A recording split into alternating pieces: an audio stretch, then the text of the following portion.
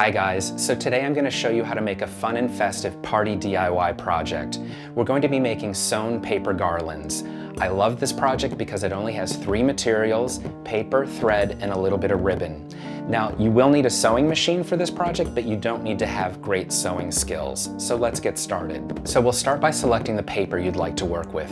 I'm using a solid copy-weight paper, but you can just as easily use recycled magazines, old birthday and holiday cards, even inexpensive construction paper.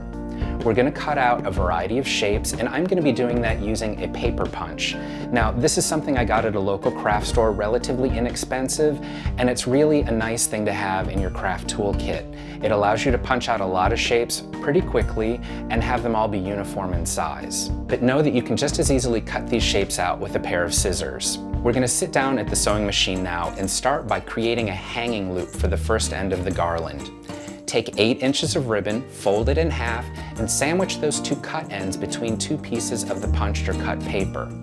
We want to put it under the presser foot, do a couple of back stitches to lock that thread in place, and then just sew a straight line towards you away from the ribbon. Now you're ready to start adding the additional elements of paper that you've punched out. Pair them up together in sets of 2 and start feeding them through the sewing machine, sewing a straight line right down through the middle.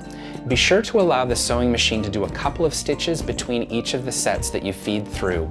That way we don't end up with a solid band of paper, we end up with actual individual elements that'll create some nice movement when it hangs in the room. You can make these as short or as long as you want. The ones I'm doing today are about 5 to 6 feet long. Once you get to the end of your length, we're going to create a second hanging loop the same way we created the first.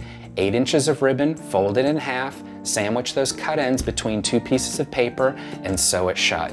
Go ahead and trim any of the loose thread ends, and it's actually pretty enough to hang as it is, but I want to show you how to bump it up a level.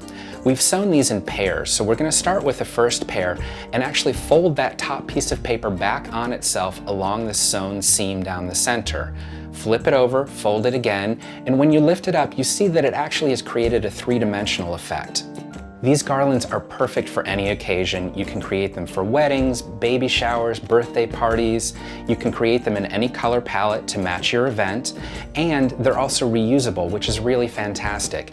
If you fold them back and forth on each other, they store really neatly in little metal tins. So I hope you'll give this project a try. I hope it adds a little something to your next celebration. Thank you so much for watching, and we'll see you next time for another great DIY project.